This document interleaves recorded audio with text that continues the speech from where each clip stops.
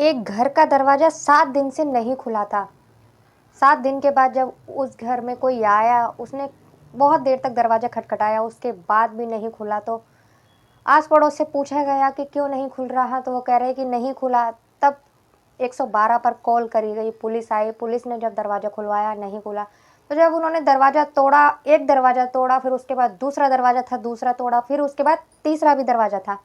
फिर जब वो भी तोड़ा उन लोगों ने, जब वो अंदर गए तो वहाँ पर 2 लड़कियाँ थी, 2 लड़कियाँ अपनी मुर्दा माँ के साथ, जो कि कंकाल बन चुकी थी, उसके साथ उनके पैर पकड़कर लेटी हुई थी, कंबल ओढ़कर आराम से, और कह रही थी हम इन्हें नहीं जाने देंगे।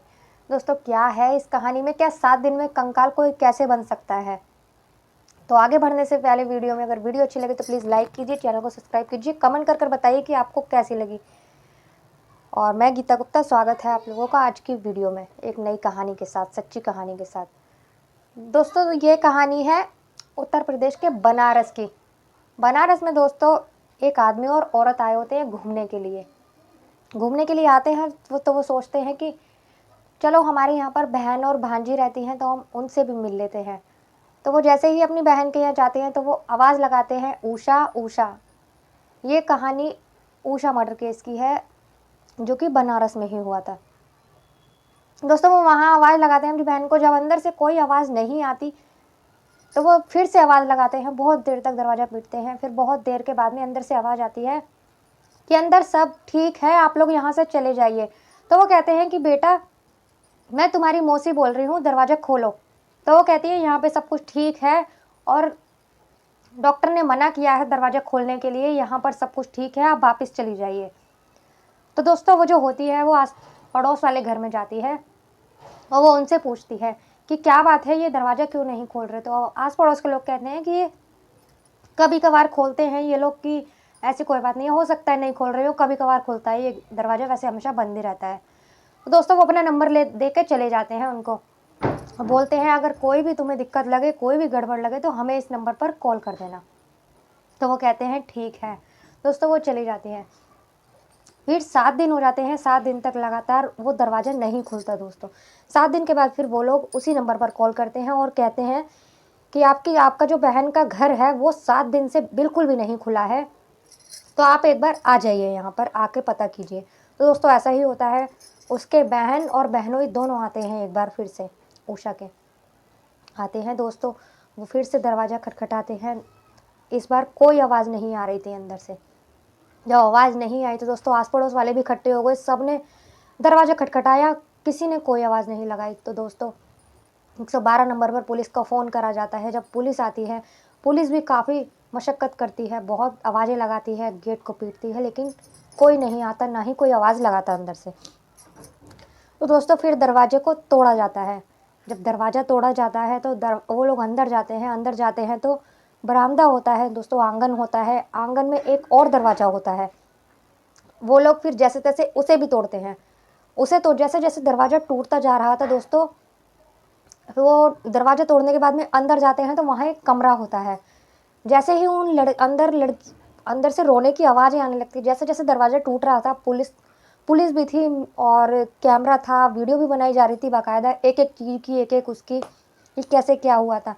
दोस्तों, अंदर जाते जा रहे थे, जैसे ही पास आते जा रहे थे दरवाजे के, अंदर से रोने की आवाज़ें आ रही थी कि मत लेके जाओ मेरी माँ को, मत लेके जाओ।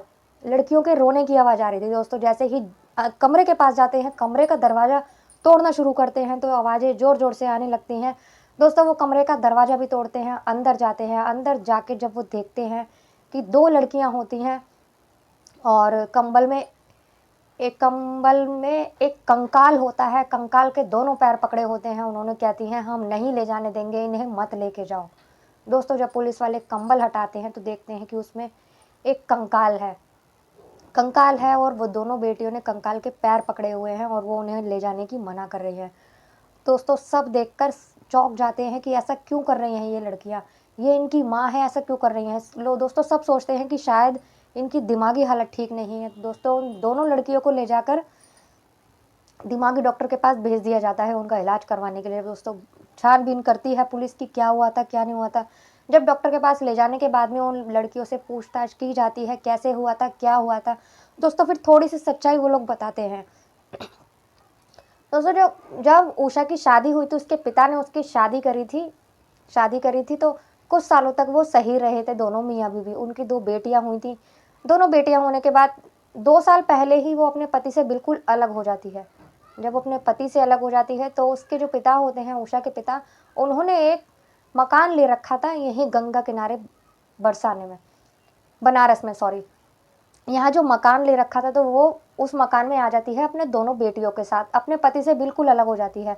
जब दोस्तों यहाँ आ जाती है तो खर्चे के लिए कुछ ना कुछ तो करना पड़ता है रहने के लिए। तो दोस्तों वो एक कॉस्मेटिक की दुकान खोलती है, उसी कॉस्मेटिक से अपना खर्चा वर्चा सब करने लगती है, ज़िंदगी बिताने लगती है। दोस्तों जो उसकी बड़ी बेटी होती है उसे उसने ग्रेजुएशन करवा दिया था। छोटी बेटी जो थी उन्होंने उसने हाई स्कूल किया था, उसके बाद उनकी माली हालत थोड़ी बिगड़ने लगी थी तो उसकी पढ़ाई छुड़वा दी थी।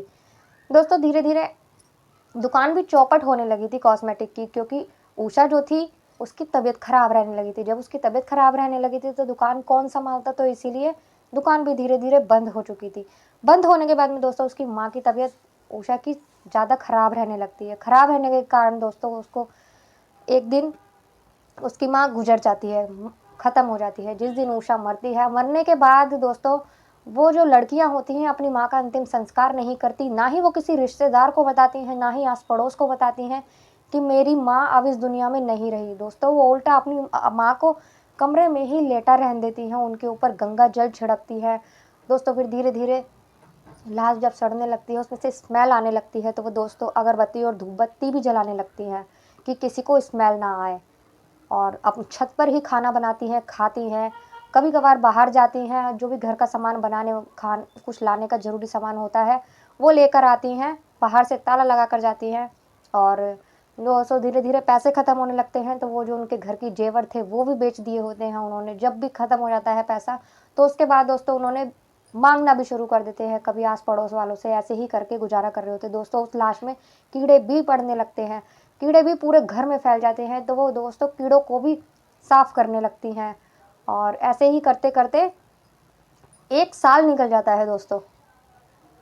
ठीक 1 साल निकल जाता है लाश के साथ रहते रहते रहते रहते, क्योंकि कभी कभार वो लोग निकलते थे और आस पड़ोस वालों को यही पता था कि ये बेटियां हैं, क्योंकि वो रह रही थी।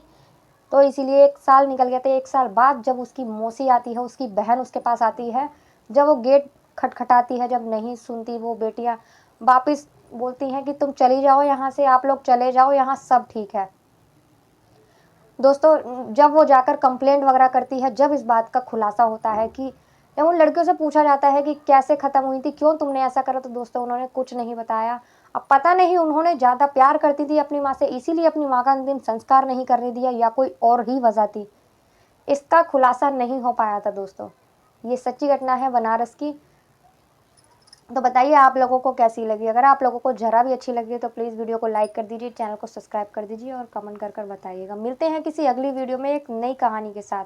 जब तक के लिए बाय बाय, जय माता दी।